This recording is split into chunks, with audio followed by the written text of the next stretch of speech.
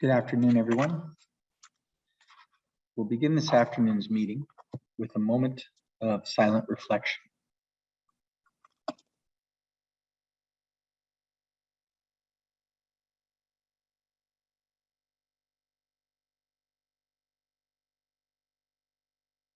Thank you.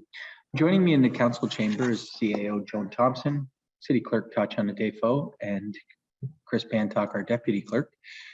Providing regrets for this afternoon's meeting is Councillors Beattie, Clifford, and Bunting. I'll turn the meeting over to the clerk at this time.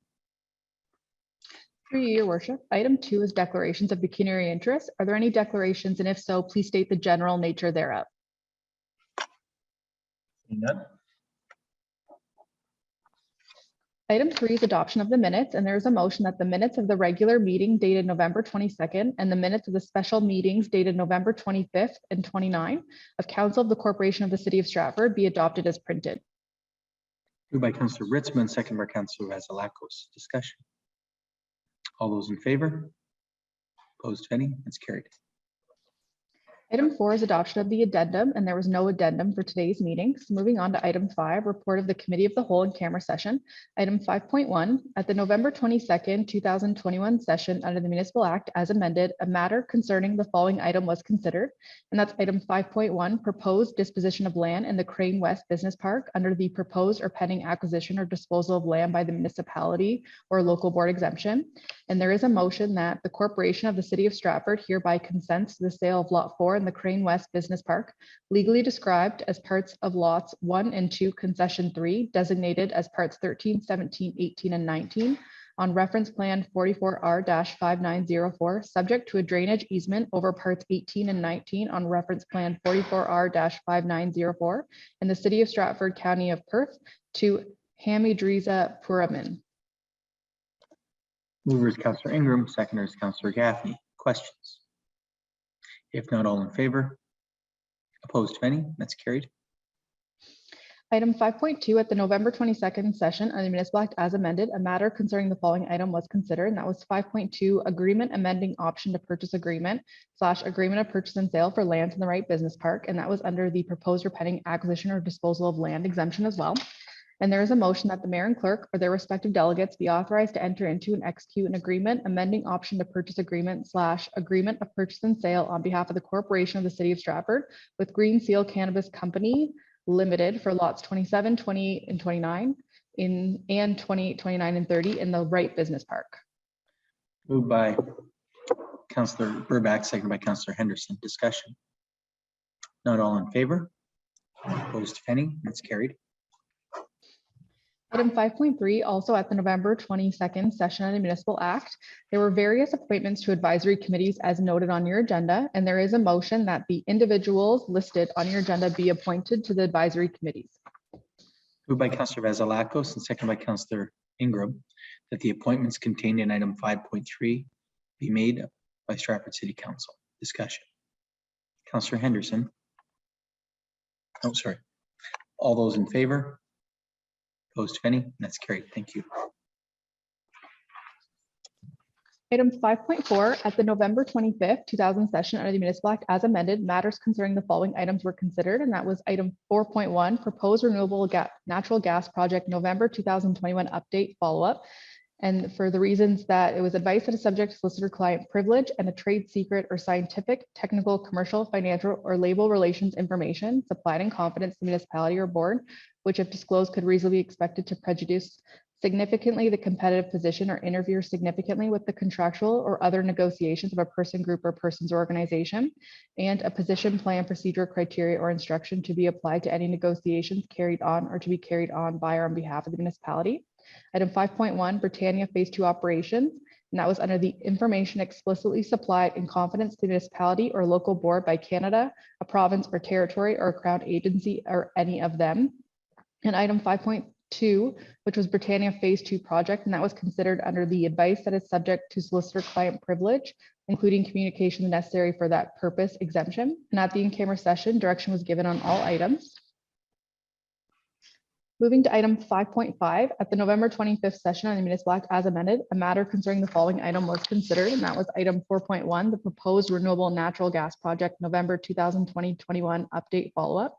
And the first motion listed on your agenda is as follows: that due to the impact of COVID-19 and the contractual end date of the OCE project funding, Council hereby withdraws its interest in the previously considered RNG project.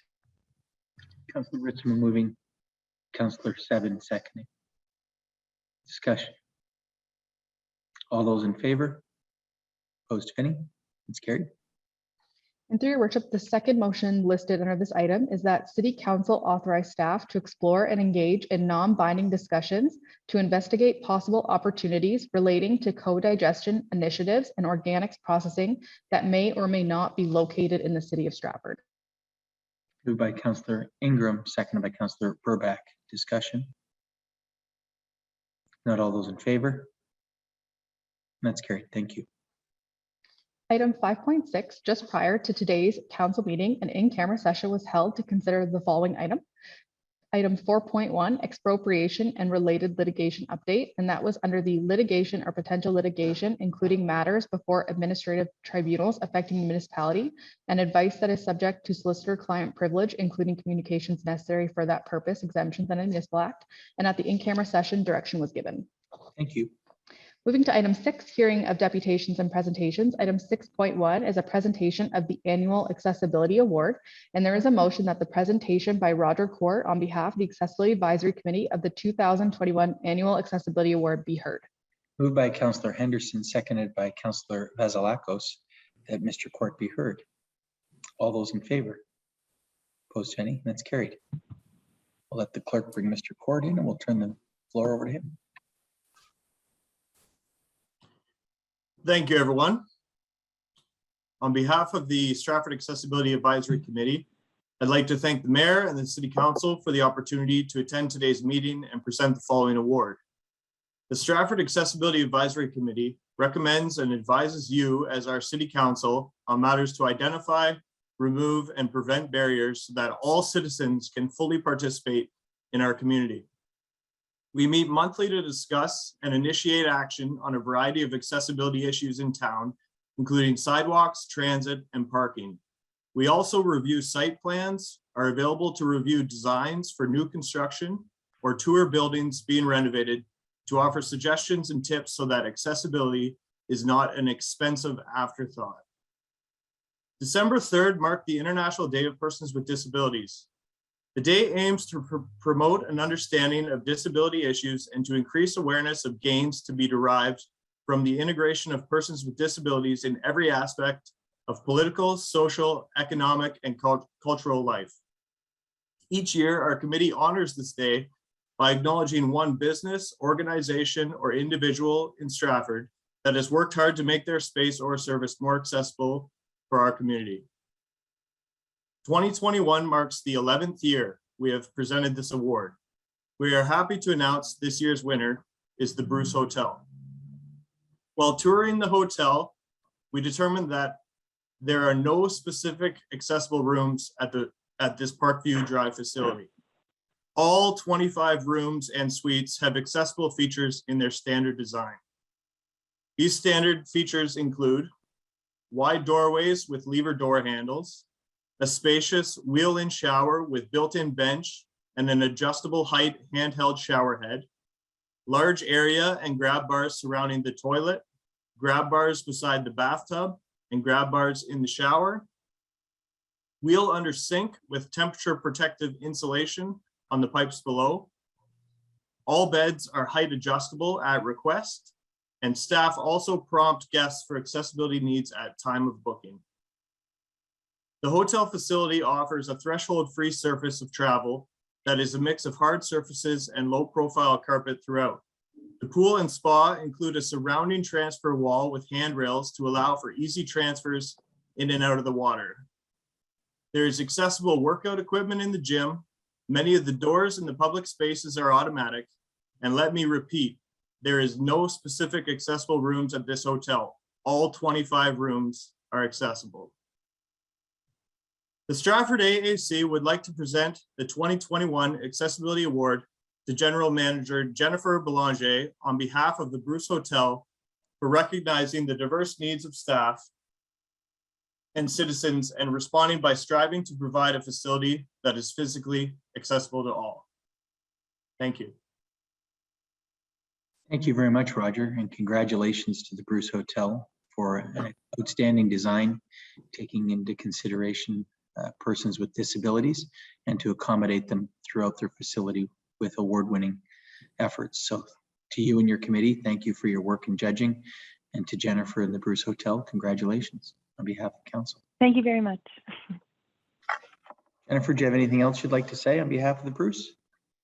No, that's very, very kind. We are absolutely honored, as you can imagine, and it was really near and dear to the owner upon building the building to have all rooms accessible. So just delighted and happy to open doors to everyone.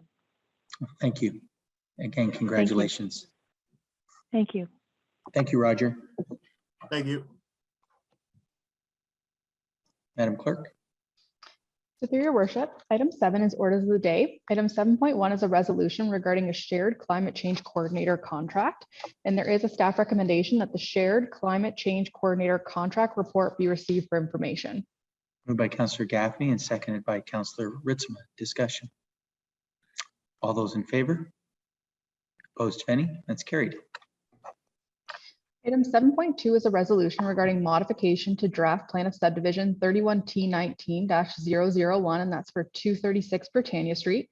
And there is a staff recommendation that the conditions of draft approval of plan of subdivision 31T19-001 be modified as listed on the agenda. Moved by Councillor Ingram, seconded by Councillor Vasilakos. Discussion. Councillor Gaffney, then Councillor Burback. Thank you, Your Worship. Through you. So these changes in conditions, are they acceptable to the people that originally made their appeal to the tribunal? Like, is this something in conjunction with some of the neighbors? I believe it was a mediated or negotiated settlement, but I'll allow Ms. Bridge to speak to that. Ms. Bridge. Through your worship, that's correct. So as part of the resolution of the appeals, there was an agreement among all of the parties to change the conditions of draft approval to increase the height of the fence that was required in the original draft approval. Okay, thank you. Councillor Burback. Thank you. Yeah, just some clarification on the location of the fence that's taller. I noticed that it's not for all of the fencing that's provided, but just certain locations. Is there some clarification on that? Certainly, through your worship. So the higher fence is required between the residence located on Briar Hill Drive and the proposed development at 236 Britannia. Okay, thank you. And is that because of the height of the townhouses in that location? Because there are some townhouses in other spots, like closer to 230 Britannia, and they don't have higher fences there. So I'm just curious if we're putting them in one spot for us, in a certain area, that we should maybe put them everywhere. Through your worship, so the appeals to the zoning bylaw amendment for these lands were really specific to the townhouses that abutted the Briar Hill Drive residents. So the request that resulted in the resolution of the appeals was for an increased fence height along that stretch of dwellings in particular. Okay, thanks for clarifying.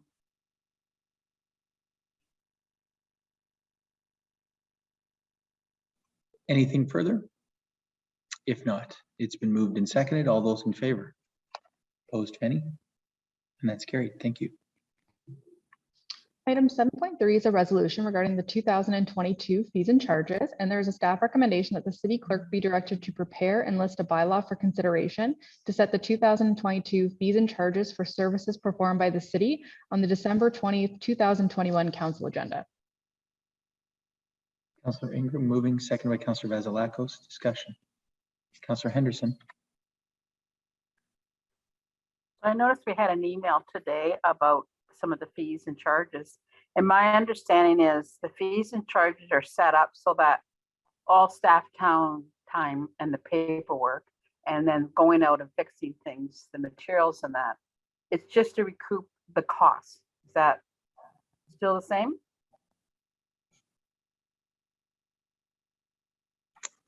Through you, Madam Clerk, is Ms. Kruger online? There we are, the acting director. Thank you so much.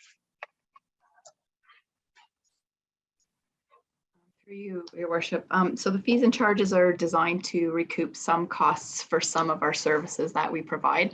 Some of them relate to services that we fully recoup and others are partial. So it just depends on the specific service. When you're referring to the email earlier today, I think that the fees and charges that's in front of you at the moment for the bylaw refers to most of our services, but the building department permit fees are separate from that. So they'll follow on at a different report. That answer your question? Yes, that's what I was basically understanding, is that it's not like we're trying to make a profit off it. That's correct. Yes, they are. All of the fees and charges are determined by you looking at our costs to deliver the service and not considering markup or any kind of profit margin. And it's unfortunate how much the price of material is going up. We've seen that in some of our construction projects. What was it? Stratford Mackenzie one came in $2 million over budget. So like things have really gone up, unfortunately.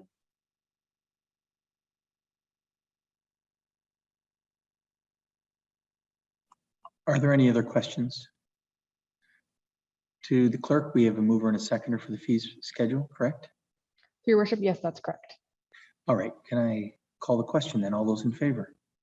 Opposed, if any? That's carried. Thank you.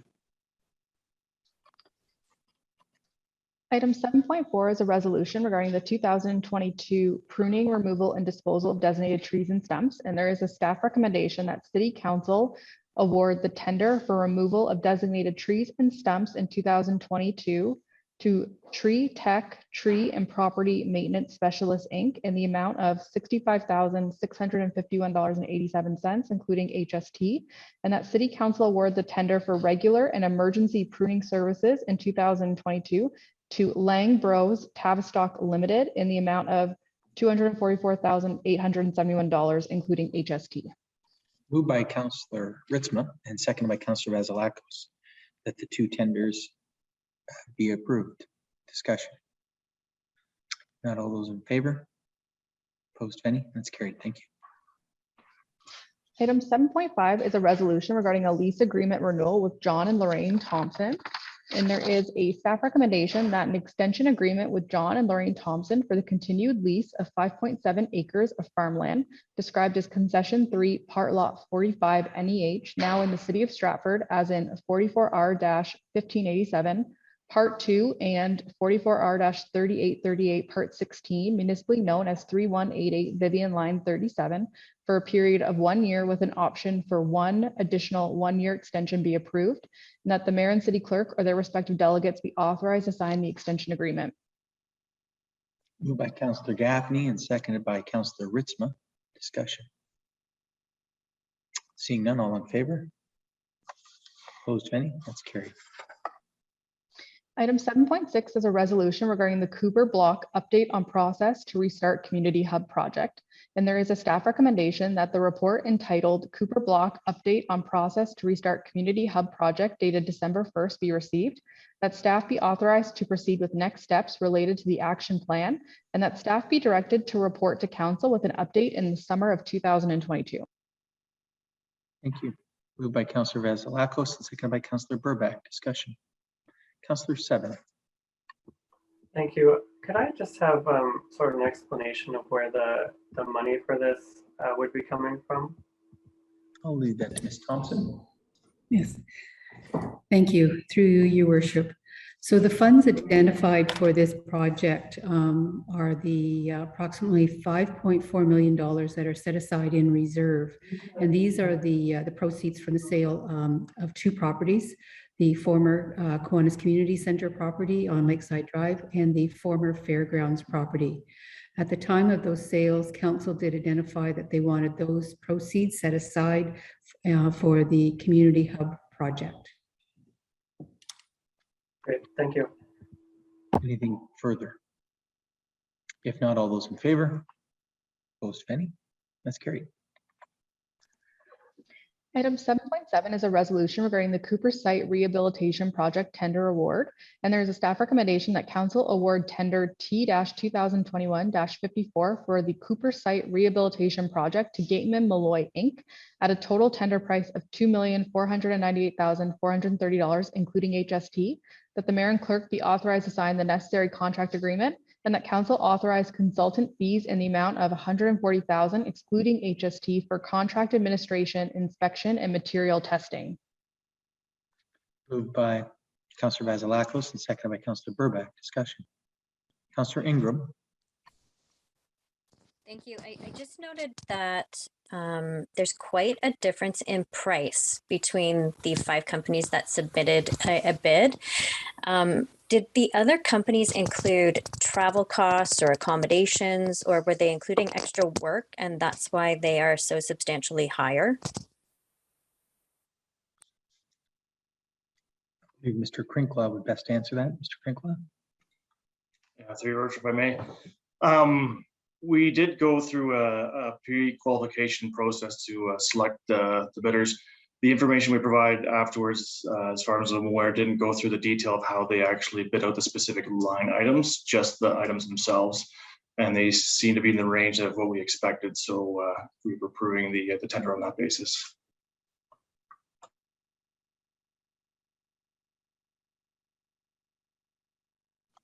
Thank you. Anything further?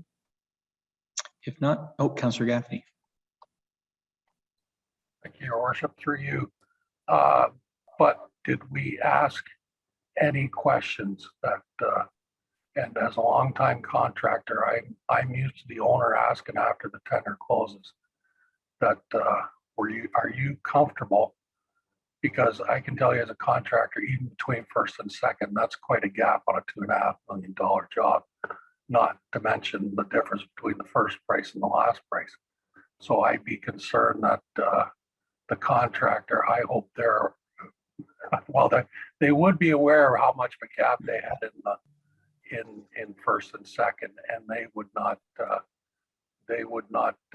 think negatively of us asking to make sure that they're comfortable with what they've submitted, based on the fact that we got a bid bond from them, and we still have that protection on our side. Yeah, through your worship, this might be a good time to introduce Jim Archibald, who's been doing the project management for this project to this point, if Jim is available. I will say in dealing with past projects that it is a wide gap between services, the cost provided, but that's not entirely uncommon when someone is looking to actually win a successful project. Jim? Yes, thank you, Taylor, and through your worship. We have spoken to Gateman Malloy on this. They're a relatively local contractor, so they understand Stratford, they understand the project, and they're quite excited about doing the work. So they had expressed absolutely no hesitancy to me at all in their ability to complete the job for the price bid. Councillor Ingram. Thank you, and perhaps for Mr. Archibald as well. Was there a contingency included in their bid summary? There is a contract contingency included in the award price, yes. Okay, thank you. Anything further? Thank you, Mr. Archibald and Mr. Crinkla. Seeing no other hands, all those in favor? Opposed, if any, and that's carried. Thank you. Item 8 is business for which previous notice has been given and there's none scheduled. So moving to item 9, reports of the standing committees. Item 9.1 is the report of the Social Services Committee, and there are 2 items listed for consideration as follows. Item 9.1.1, which is a purchase of service agreement with United Way Perth Huron, and item 9.1.2, it's an update on the homeless access to care program. Mover is Councillor Henderson, second Councillor Burback. Discussion? Seeing none, all in favor? Opposed, if any, and that's carried. Item 9.2 is report of the Community Services Committee, and there's one item listed for consideration as follows, and that's item 9.2.1, license of land use renewal agreement for the Hydro 1 corridor. Councillor Ingram and Councillor Vasilakos moving and seconding. Discussion. Seeing none, all in favor? Opposed, if any? That's carried. Thank you. Item 10 is notice of intent, and there's none scheduled. So moving to item 11, reading of the bylaws. There are 6 bylaws listed for consideration as follows. Item 11.1 is the license renewal agreement for grant of easement and license of lands for public recreation purposes. Item 11.2 is to authorize the transfer of land, the Crane West Business Park. Item 11.3 is appointments to various advisory committees. Item 11.4 is the award of tender for the pruning, removal, and disposal of designated trees and stumps and regular and emergency pruning services. Item 11.5 is authorizing an amending option agreement with Green Seal Cannabis Company Limited. And item 11.6 is award of tender for the Cooper Site Rehabilitation Project. And these bylaws can be taken collectively upon unanimous vote of council present. Mover is Councillor Ritzman, seconded by Councillor Ingram, that bylaws 11.1 through 6 be taken collectively. Discussion. All those in favor? Opposed, if any? That's carried. So we'll go to first and second reading, and that'll be moved by Councillor Seven and seconded by Councillor Burback, that bylaws 11.1 through 6 be read a first and second time. Discussion. Seeing none, all in favor? Opposed, if any? And that's carried. Third and final reading, Councillor Gaffney and Councillor Vasilakos, moving third and final reading of bylaw 11.1 through 11.6. Discussion. Seeing none, all those in favor? Opposed, if any? And that's carried. Thank you. Item 12 is the consent agenda. Are there any items listed on the consent agenda to be considered by council? Councillor Henderson.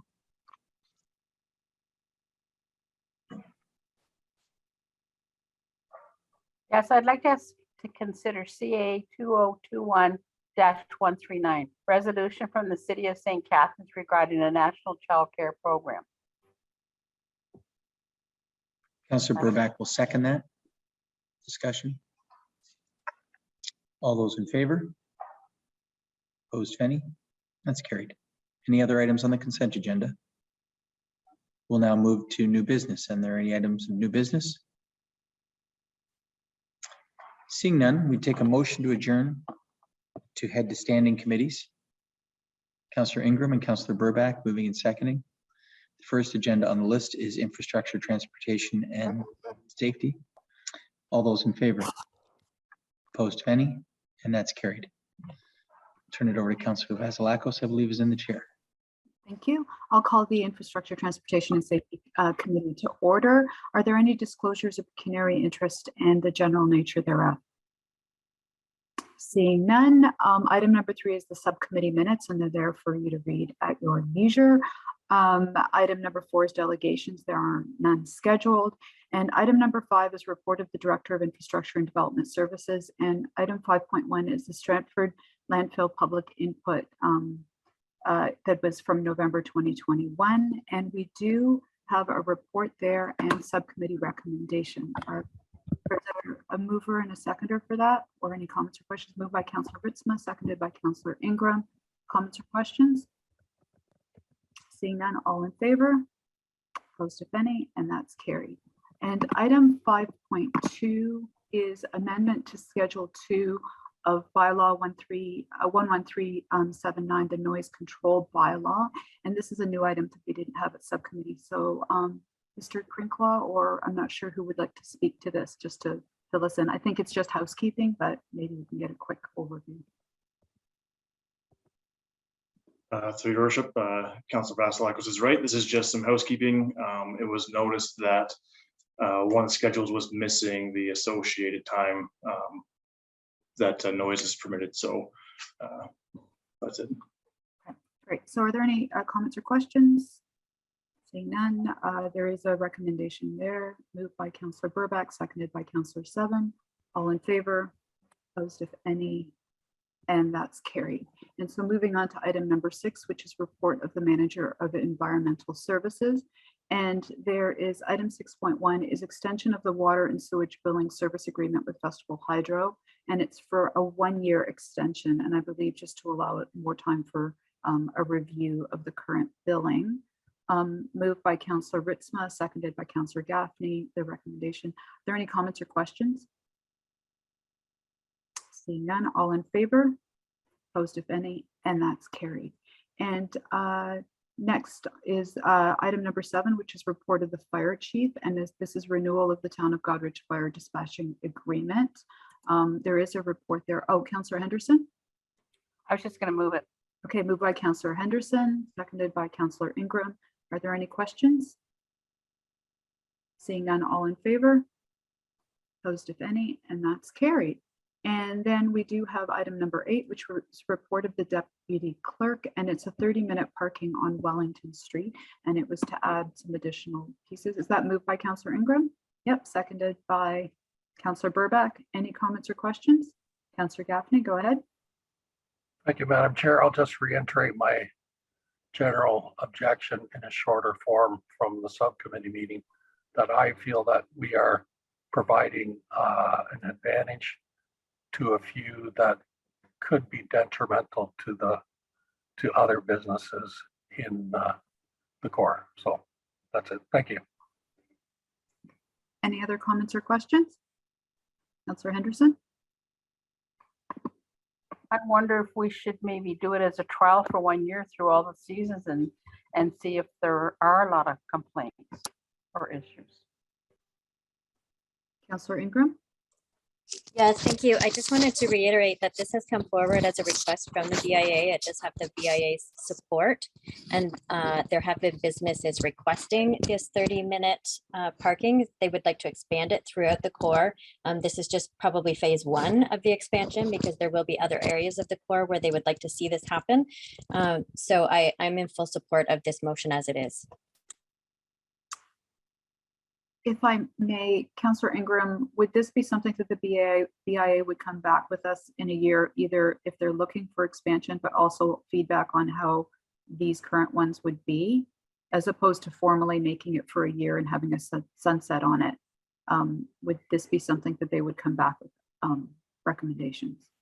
I'm sure if this is the only way to move this forward, they would be happy to do so. But this has been something that has been spoken about many times over the past couple of years. So this is something that a direction that they're looking to head to.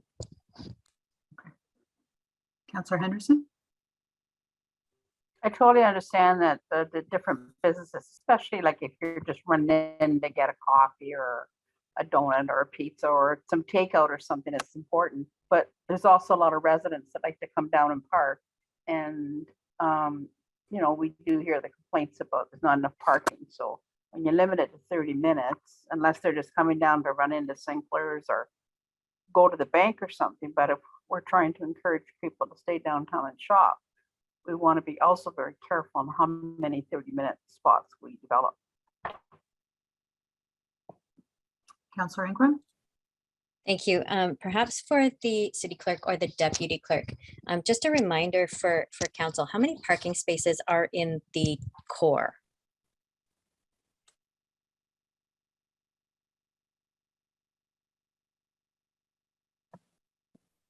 Go ahead, Mr. Brantop.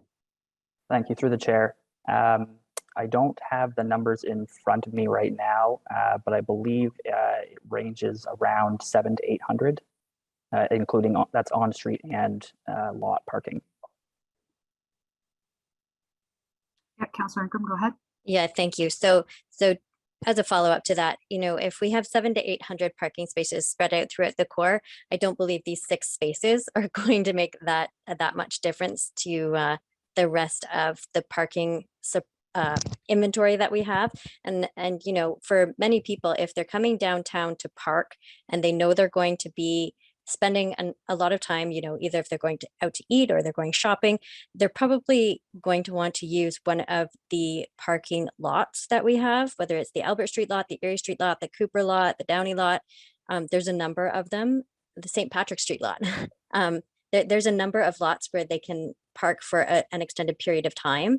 And then these 6 spaces are there for the short-term businesses that have that high turnover volume of customers.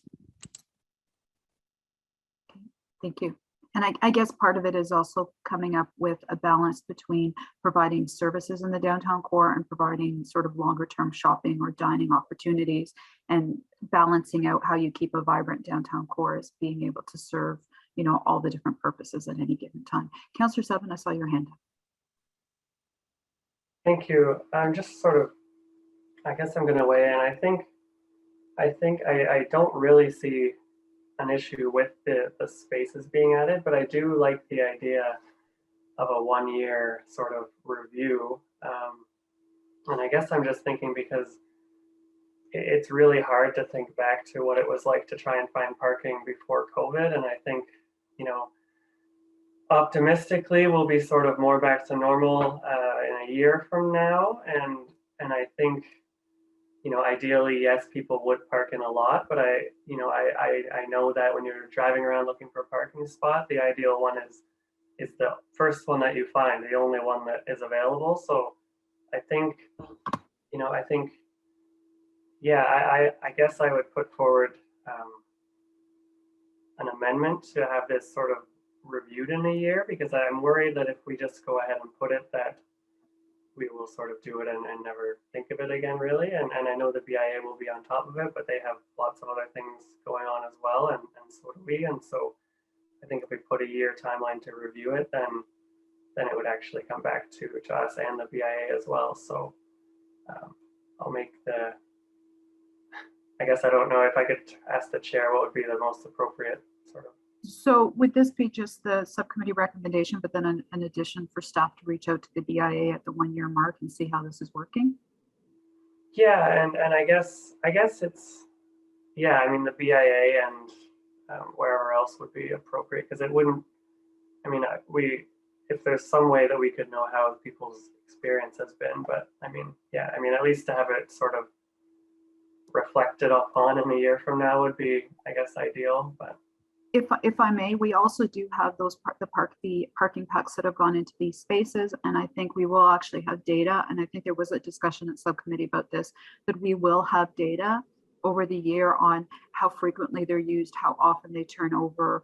I think there was some information included already that some of those spots were being turned over very quickly anyways, and so it was a good spot to put them. So we do have some information between going out to the BIA for some feedback on the spots from the merchants, but then also we'll have some usage statistics from those pucks. Is that correct?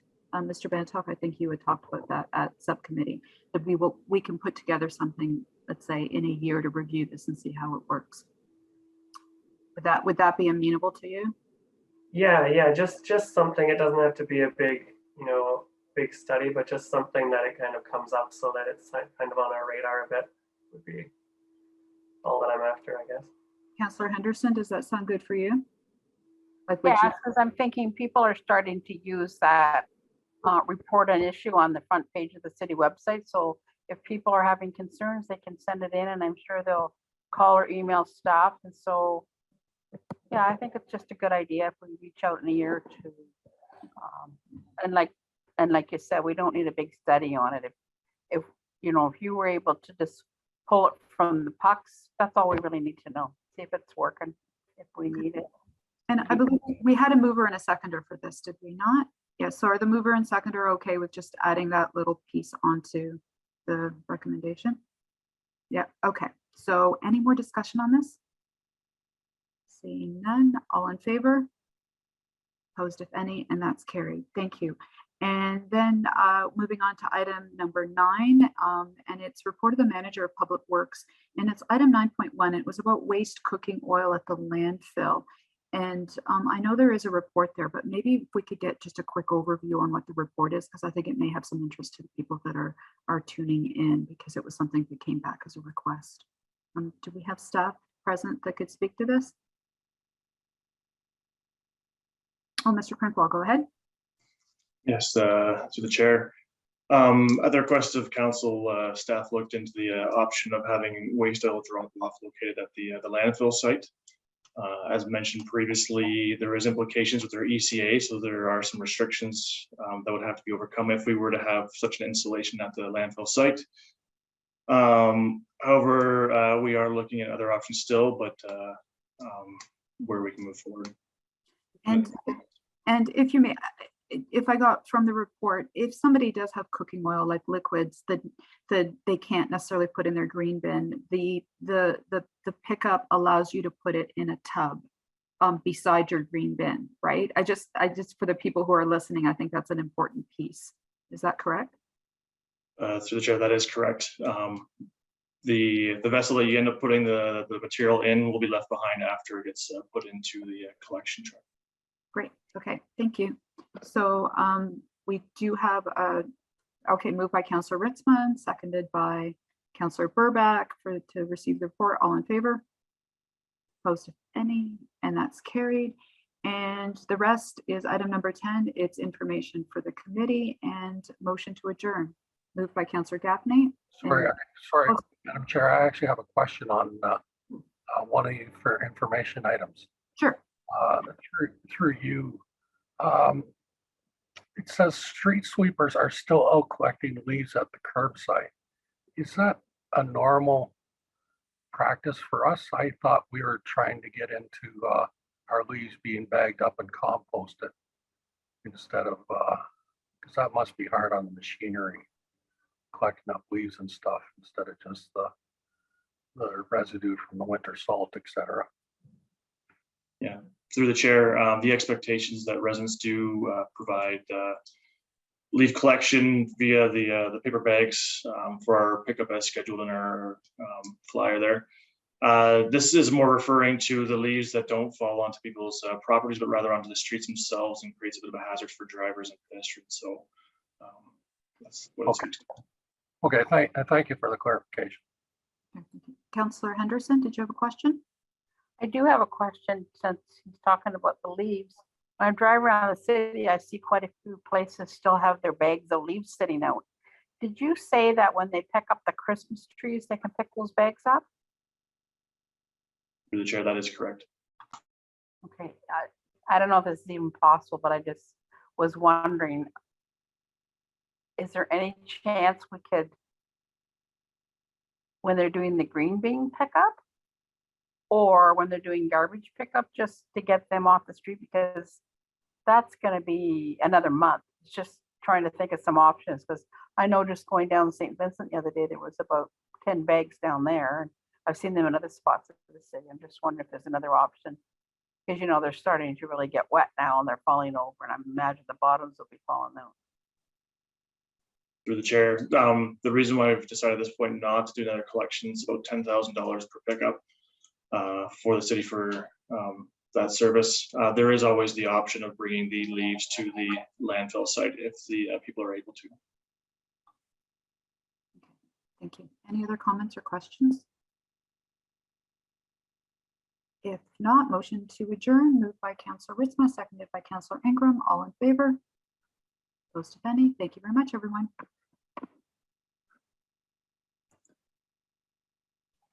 Councillor Seven will assume the chair as Vice Chair of Community Services in the absence of Councillor Beattie. Councillor Seven. Thank you. Call the Community Services Committee to order. Are there any disclosures of pecuniary interest or the general nature thereof? Seeing none, there are no delegations scheduled for today.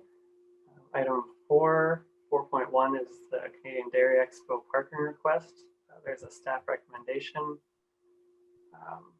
there. Do I have Councillor Ritzman moving, Councillor Gaffney seconding? Is there any discussion? Councillor Burback?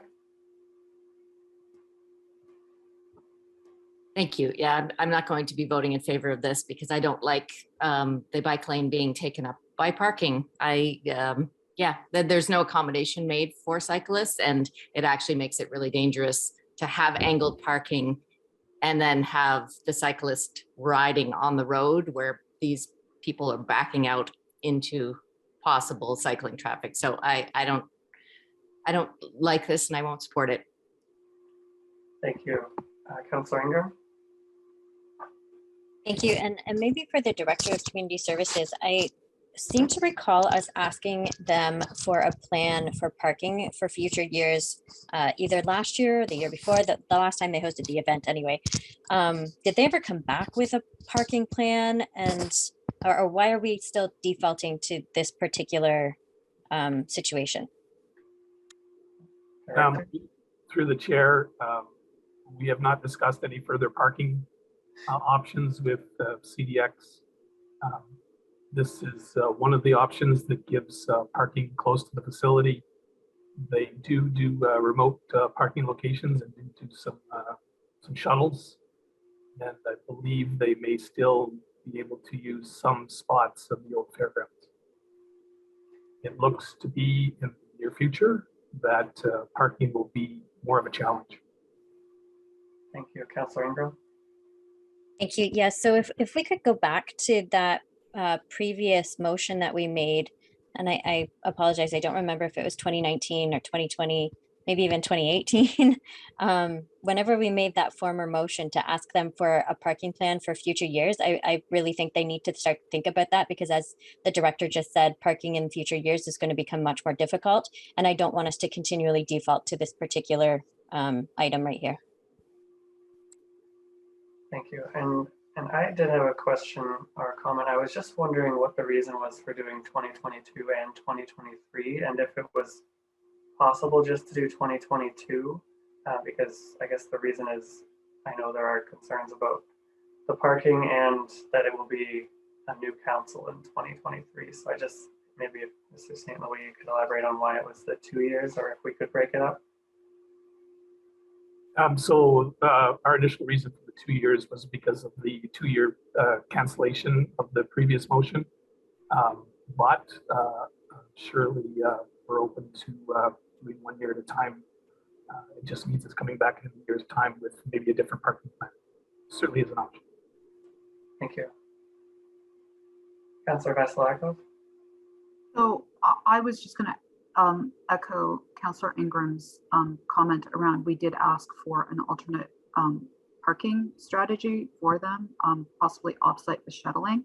I am concerned about the repeated use of the bike lanes, and the staff report did mention that, you know, people could use the bike lane on the south side, but it is not a bi-directional cycle track. It is, I would say that telling cyclists that they can just ride the wrong way on a bike lane on the south side as an alternative, it decreases their safety.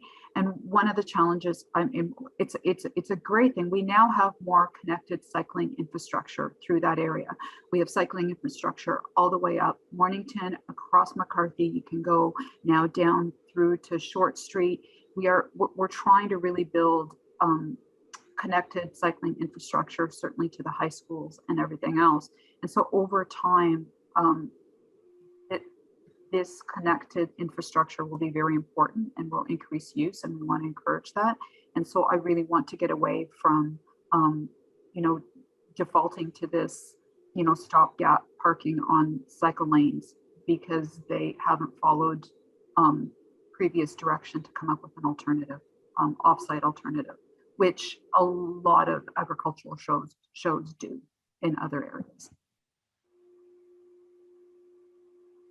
Thank you. Councillor Gaffney. So, Mr. Chair, and I don't know as the seconder of the item if I can do this, but are you asking for a friendly amendment to just to make this particular recommendation just for 2022? I see Mayor Matheson. I would suggest that you as a seconder might ask if the person moving would like to separate the motion, and that'll allow it to go forward, and then they could vote on the subsequent year if it wasn't successful. So it basically becomes two motions. It's a division. Certainly, I would support the 1 year, but if we go forward and then subsequent to the vote and then make it a 1 year, then we can do that.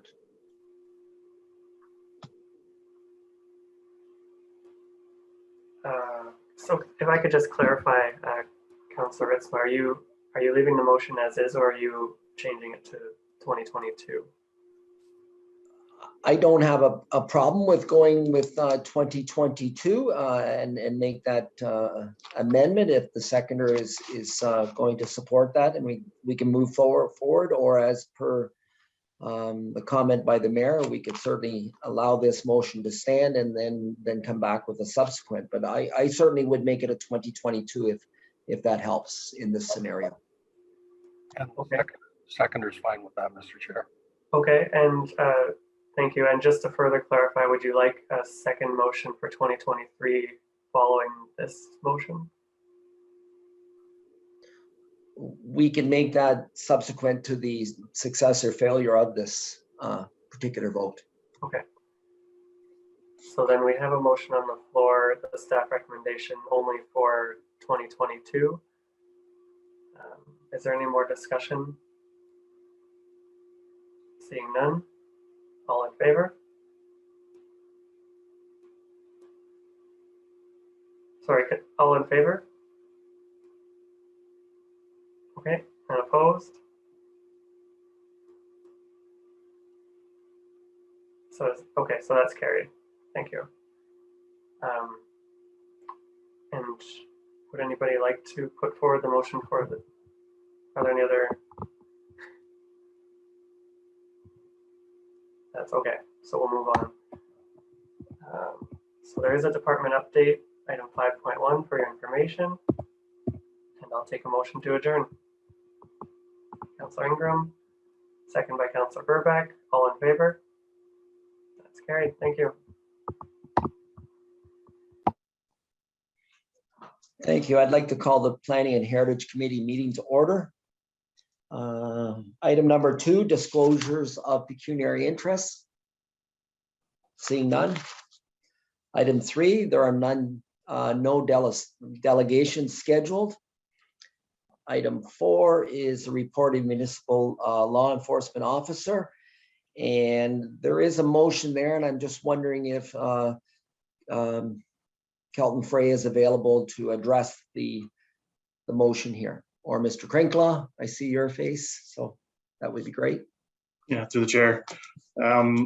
So the owner of 706 Lorne Ave East at the corner of Romeo and Lorne is looking for 3 exemptions from the sign bylaw.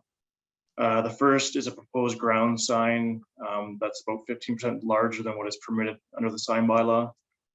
The second is 2 signs are closer than what the bylaw permits. Signs are supposed to be a minimum of 25 meters apart. In this case, they'll only be 17.5.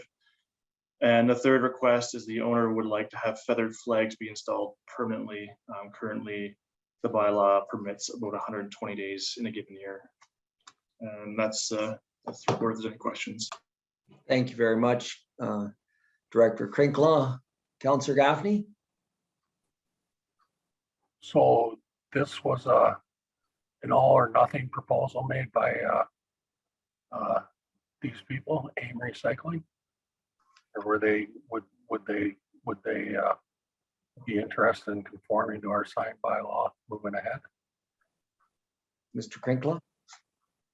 To the chair, they do have some accommodations they can do themselves that would not get exactly what they're looking for at this point. They can make some adjustments, but they're just hoping at this point to have these adjustments made across the council. Thank you. Councillor Ingram. Thank you. So I drive by this property quite often, and I must say that these being new property owners have cleaned the property up quite substantially. If you recall, the previous recycling facility that used to be there, it was quite a messy property, and these guys have actually cleaned it up quite a bit. I would like to put forward a motion that the first part for exceeding the allotted area by 20.42 square feet be denied. The second part, decreasing the minimum 25 meter spacing between ground signs, be approved. And the third part regarding the flag signs be denied. Thank you, Councillor Ingram. Is there a seconder for that? Councillor Vasilakos, thank you very much. Discussion, Councillor Henderson. Well, I was looking at them and I thought that the signs that were on the fence, those 2 should be approved. And the one that is like the tall one that says recycling Stratford ferrous and non-ferrous metal 706 should be approved. And these flag things that they have, to me, instead of having the flags, why wouldn't we just allow them to put it on each side of the fence where, you know, it's so people can read it as they're going by type thing? Or maybe beside the black sign, maybe they could have one beside each sign. Like if they already got, I'm assuming they've got all these signs made. Do we know if they're already made? I'm going to look to the Director Krinkla. Yes, through the chair. 3 of the signs are currently in place as is today. The large sign is being proposed and not installed at this point. Large one isn't made, but the 2 on the fence and the one that's on the cement blocks are. Okay. Any other So if they're questions? making a large one, we can make sure that they are in the sign bylaw. And what does everybody think about the other signs being allowed to be on the fence? Comments? Director Krinkla? Through the chair, I'll just make one comment regarding the large sign. They can make some small accommodations to that sign that would still enable it to be permitted under a sign bylaw. Effectively, it'd just be the hours of operation that would be removed, I believe is what they're looking at. Thank you. Any other questions or comments? So there is a motion on the floor, and I'm looking to the clerk. As I read it, is that the first piece be denied, the middle portion be approved, and the third piece be denied. Is that correct, Madam Clerk? Through you, Chair Ritzma. Yes, that's my understanding. Thank you. I will call the question. All in favor? Opposed, if any? And that's carried. Thank you. And I believe our last item is motion to adjourn. Moved by Councilor Vasilako, second by Councilor Burbach. All in favor? Thank you, and we're adjourned.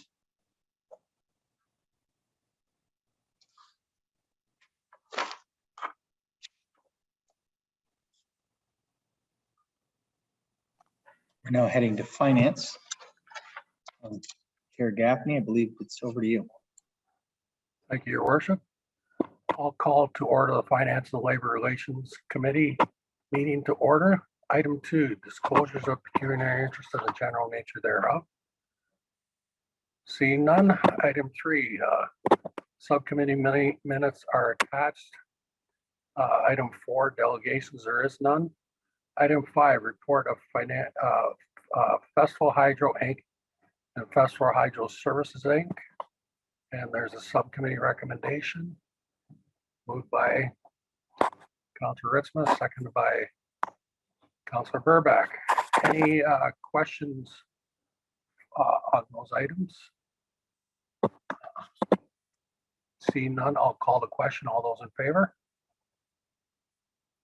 That's carried. Report of Destination Stratford. Item 6, report of Destination Stratford. 6.1, Destination Stratford third quarter update. Moved by Councilor Burbach, seconded by Councilor Seven.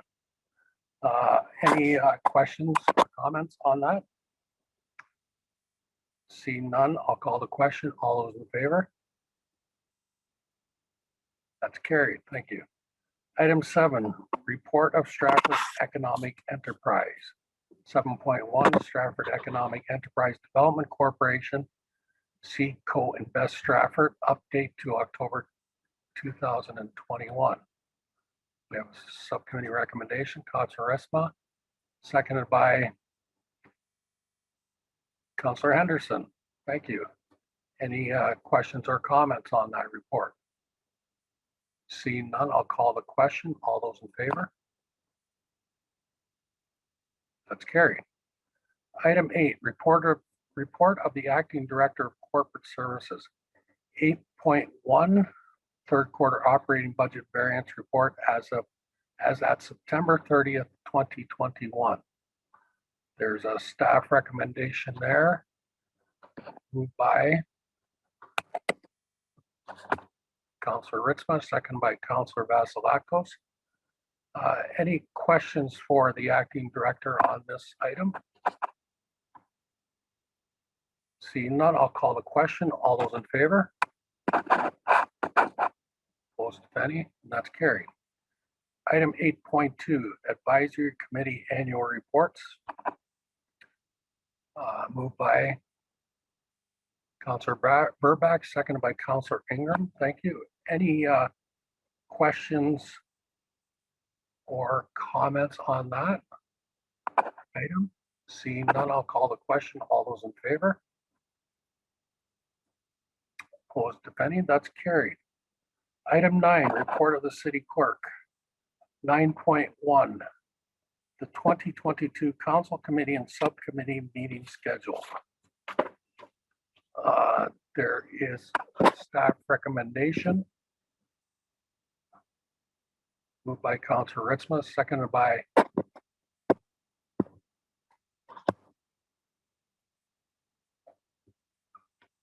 nobody wishes to second that item.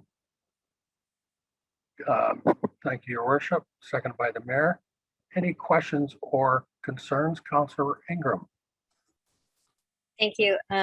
So as people are getting back to work and getting back to their pre-COVID routines, this is becoming much more difficult to have meetings at these times of day, myself included.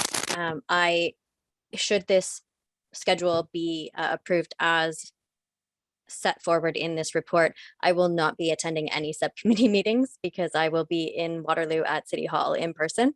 And so as I say, it's not only difficult for myself as a member of council, it's difficult for the members of the public too that are starting to get back to work. So I would request that for consistency purposes throughout the year and not changing back and forth between, you know, our COVID hours, should COVID restrictions lift in April, I would request that we have continuous meeting times throughout the entire year and going back to our pre-COVID start times.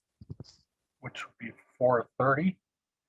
Yeah, except 4:30 for subcommittee, 6 o'clock or 7 o'clock for in-camera and council committee meetings, just to make it consistent for the entire year and a lot easier with more participation from members of the public and members of council. Thank you. Councillor Henderson. I thought we heard before when we talked about this that during COVID and when we're using Zoom, it was important to have the time so that IT staff was available. That was part of the reason why we were having them at this time, and that of course then we're not paying overtime because staff works till what, 4:30. So, but you certainly raised good points.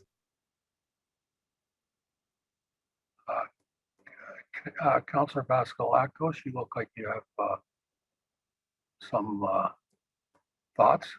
Well, I was going to just agree with Councillor Ingram in terms of the times. I'm actually, I raised concerns last year about having the meetings at the times that we have them now. And while I understood at the time that there may have been some technical challenges and it was new and all these other things, I would think that a year and a half into the pandemic, a lot of the technical issues are probably worked out, and I do think it's preferable to go back to our original times.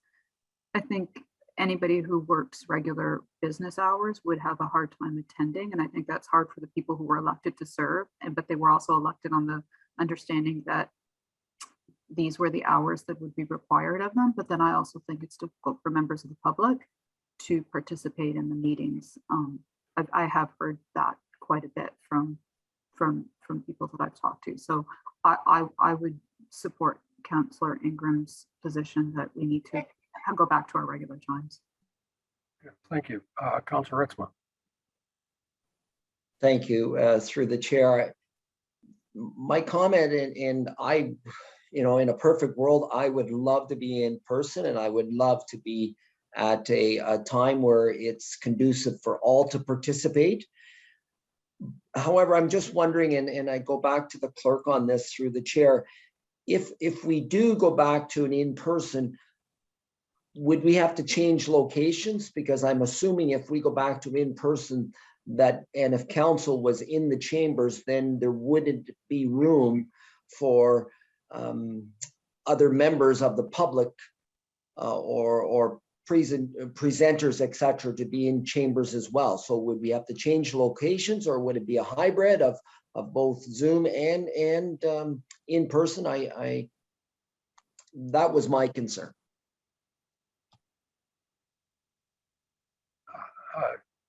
Madam Clerk.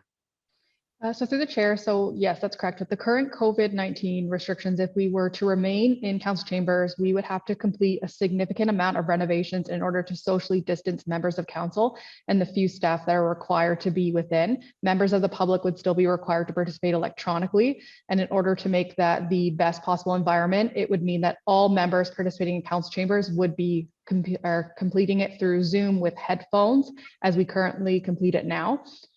With respect to having these meetings at 3 p.m., I would just like to clarify that it is not just IT requirements.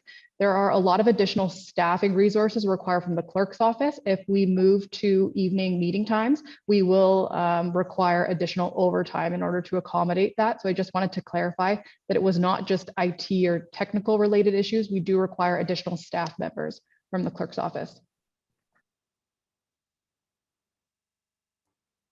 Thank you.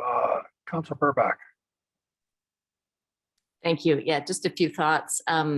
I do have some similar challenges to Councillor Ingram. My schedule isn't as restricted, but it's challenging meeting during the day when you have full-time work. I'm wondering a couple things. One is, if we are looking at going back to in-person, could we not use the auditorium on a temporary basis while we still need to do social distancing? So that's question one.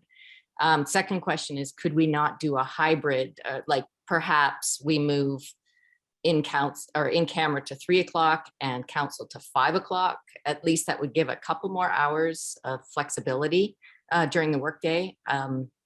Just those are my two thoughts. Madam Clerk. So through the chair, if I could, if the preference of committee is to amend the start times, we can certainly go back to a 5 p.m. in camera start time, a 7 p.m. council meeting start time, and a 4:30 subcommittee start time, with the exception of finance, which was always starting at 3:30. At this time, I would not recommend returning to in-person, whether in council chambers or in the auditorium. Again, with the auditorium, we would be required to complete either substantial upgrades in order to ensure a proper video quality, or again, members of council will be participating through Zoom on their computers with headsets in a room. So that's why we've recommended continuing with electronic meetings as we are until all COVID-19 restrictions are lifted. Thank you. Councillor Henderson. Well, we all see how the numbers are right now. They're going up and up and up. They come down a little bit, but they're really bad. I thought originally this would be done by the spring, but now I'm wondering if we're going to be another year and a half. And until the government lifts the emergency order, we should not be meeting in person, because, well, to me, it's crazy to spend all that money to do the upgrades we need to move, make sure the computers are all working and everything. This is working out, and people can watch it after, and we're getting more views than ever. It's actually working out in some ways better, because now people are, watching the council chambers after, and they weren't allowed to speak out during council meetings anyway, unless they were a delegate, which we're still allowing. So this way we're having more people participate. And I know for one, I'm not participating in things until the government lifts the order. And you see the numbers go back up. We have to be careful. We have I've had to change plans. I was supposed to go to a couple Christmas things this week and there are more than 10 people in the group, so I'm not going, so you just have to, we have to be very careful. And I think as leaders in our community, we need to show examples and myself, it doesn't matter to me when the time started is because I'm retired. So, but I mean, we have to take into account, we have a lot of people that still work and, like we do have 3 shifts in our city. So it's nice that things are taped, but we know Danielle works in Kitchener and we know Tuesdays are bad for her. So we have to be mindful of those things when we're making this because, we want everybody here that we can get. Okay, thanks, Bonnie. Unless we just lost you. Councilor Vasilakos.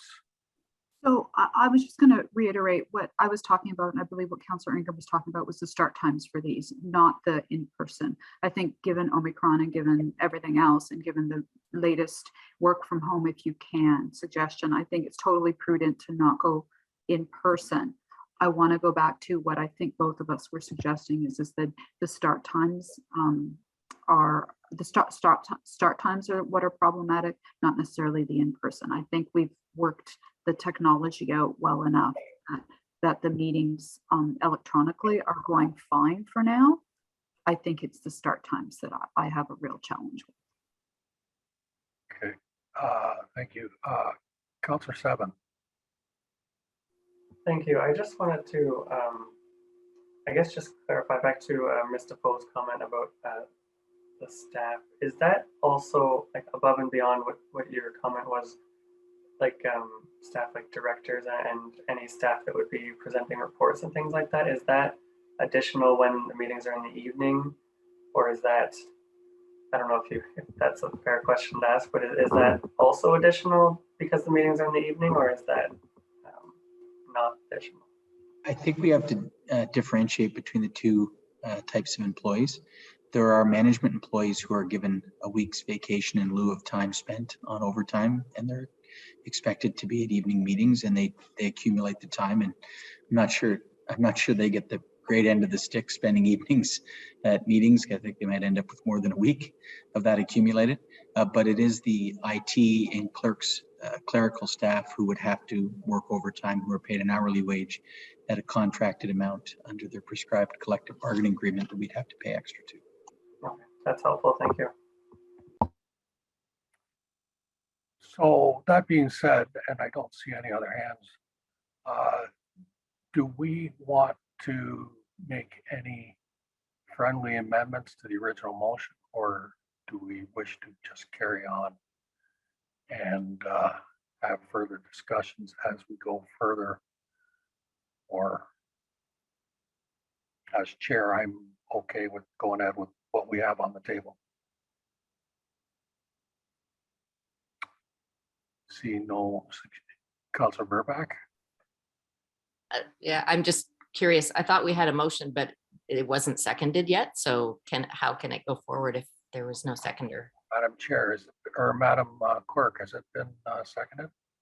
So through the chair, yes, that's correct. It's been moved by Councilor Ritzma and seconded by Mayor Matheson. Oh, okay. Sorry, missed that part. Okay. Councilor Seven. Thank you. I think perhaps an amendment for the subcommittee meeting schedule, given Councilor Ingram's comment that she wouldn't be able to attend. I think maybe if we could move subcommittee meetings to their previous time as an amendment. I would offer that as an amendment. Thank you, amendment. Thank you, Councilor Seven. Is that acceptable to our mover and seconder? If I may, through the chair, I'm going to, through you, ask the clerk what time that would be, because I know with some of the subcommittees, they vary. Some start at 3:30, some at 5, etc. So I'm just wondering from her perspective what that friendly amendment might look like.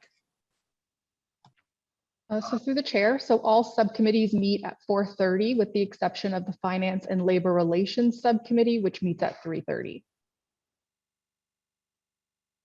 And as So chair of finance, that's still okay with So finance. I would accept that friendly amendment for the subcommittees. Your worship? I would agree with the mover.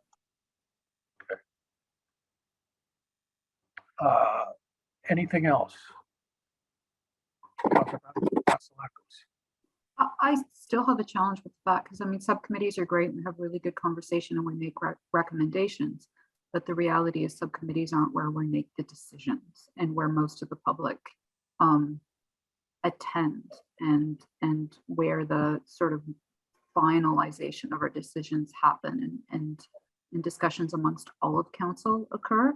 So while I appreciate that making subcommittees better, it's still a challenge for me for our actual council meetings and for who can participate and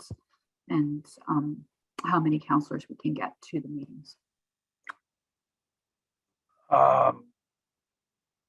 Councilor Ritzma.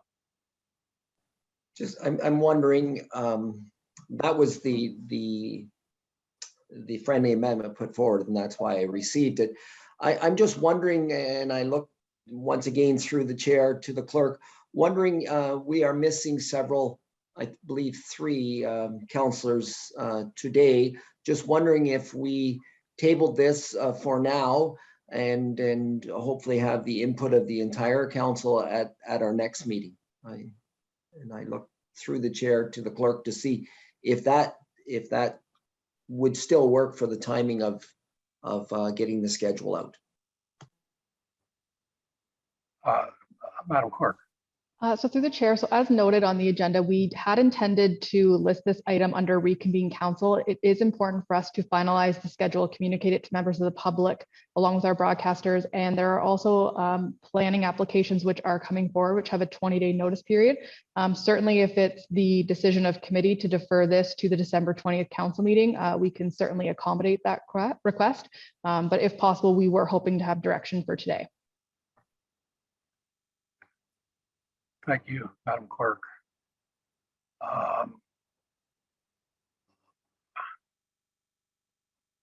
I understand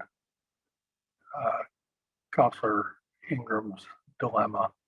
So I would not oppose another friendly amendment, but maybe that's not the proper procedure either. If I could, on a point of order, you can't have another friendly amendment because the original amendment won't actually exist, or the original motion won't actually exist. I think what you'd like to do is ask that the original motion either be set aside or defeated, and then you can go about your way, but you can't keep friendly amendment to it doesn't exist any longer. Okay, thank you, Your Worship. Well, I will leave that up to the voters here as we move forward. So I will call the original question with the first and only friendly amendment. And Madam Clerk, can you maybe read that back if possible?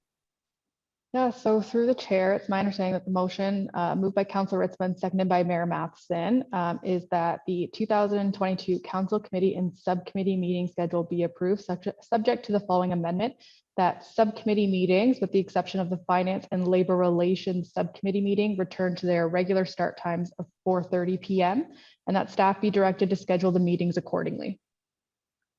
Thank you. I will call the question. All those in favor? Opposed, if any?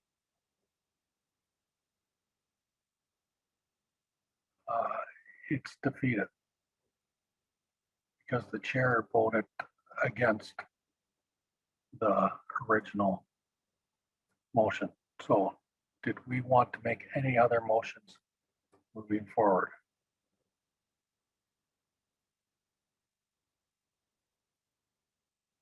Councilor Vasilakos.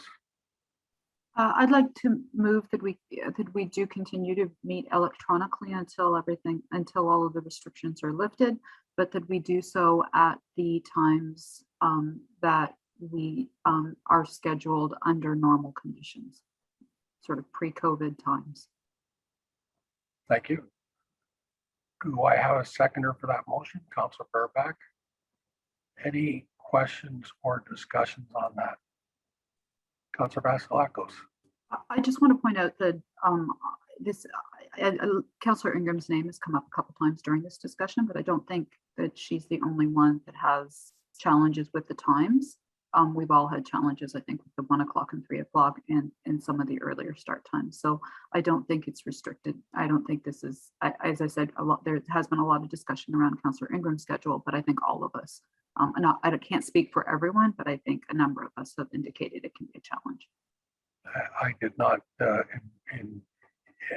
mean to single out Councillor Ingram. I apologize if she felt that way. No, you weren't the only one.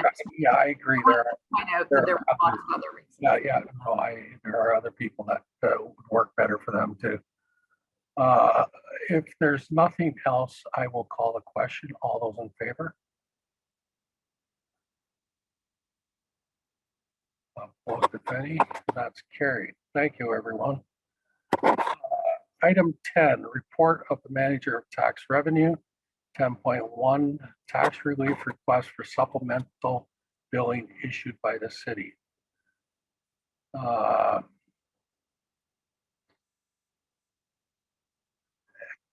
Do I have a mover for item 10.1? Councillor Ingram, and seconded by Councillor Henderson. Any questions or comments on that? Councillor Seven. Thank you. So I am going to speak against the motion only because reading the report, I would prefer to see option 3 move ahead, refer the customer to the assessment review board to see if they meet the eligibility criteria. So for that reason, I would like to see that option, but for that reason, I'm going to vote against the motion. Thank you. Okay. Any other questions or comments? See none, I'll call the question. All those in favor of the motion?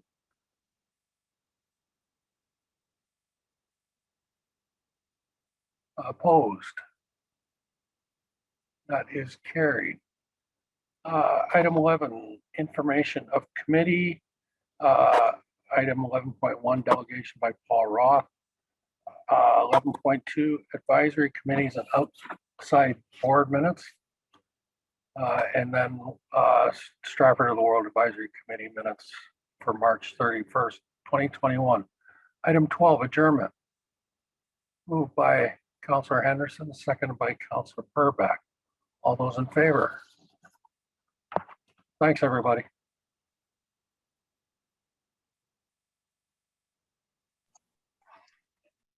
Council reconvene. I'll turn it back over to the clerk. Through you, your worship. Item 15.1 is declarations of pecuniary interest. Are there any declarations made at standing committee to be restated at the reconvene portion? Seeing none. Item 15.2 is the committee reports, and item 15.2.1 is from the Finance and Labor Relations Committee. And the motion as revised would be that the 2022 Council Committee Subcommittee meetings continue electronically at the pre-COVID start times. Mover for that. Councillor Gaffney is chair. You'll move that. Second by Councillor Burback. Discussion. Councillor Seven.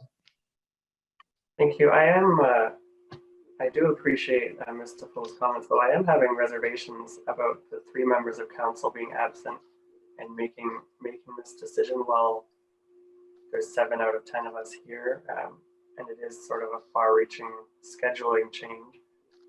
So I would, if a deferral motion to the December 20th meeting would be appropriate, I would offer that motion. You'll make that motion. Is there a seconder for a deferral? Seeing none. Thank you, Councillor Seven. The motion is on the floor. Is there anything further? All those in favor? Opposed, if any? Carried.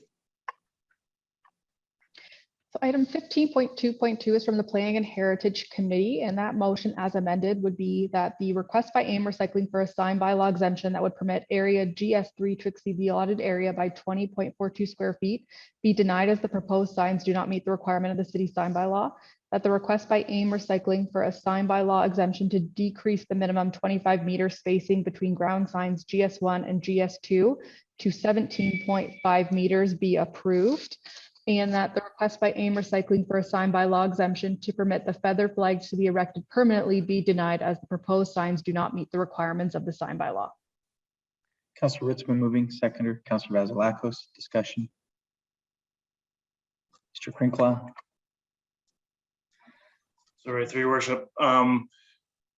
Based on the recommendation here, if I could request that council will actually just defer this to the next meeting, there is something I would like to check before proceeding with council's approval, if that's okay. Thank you. Councillor Henderson, you'll move deferral till the next meeting. Councillor Ritzman will second that. All those in favor? Opposed, if any? That's carried. Thank you. Item 15.3 is reading of the bylaws, and there's one bylaw listed for consideration. That's bylaw 11.7 confirmatory bylaw. It requires first and second readings and third and final reading. Moved first and second reading of today's confirmatory bylaw is Councillor Vasilakos, Councillor Burbach. All those in favor? Opposed, if any? That's carried. Third and final reading of the confirmatory bylaw is Councillor Henderson and Councillor Ingram. Discussion. Seeing none, all in favor? Opposed, if any? That's carried. And a motion to adjourn this afternoon's proceedings by Councillor Ritzma and Councillor Ingram. All those in favor? Opposed, if any? And that's carried. Good afternoon, everyone.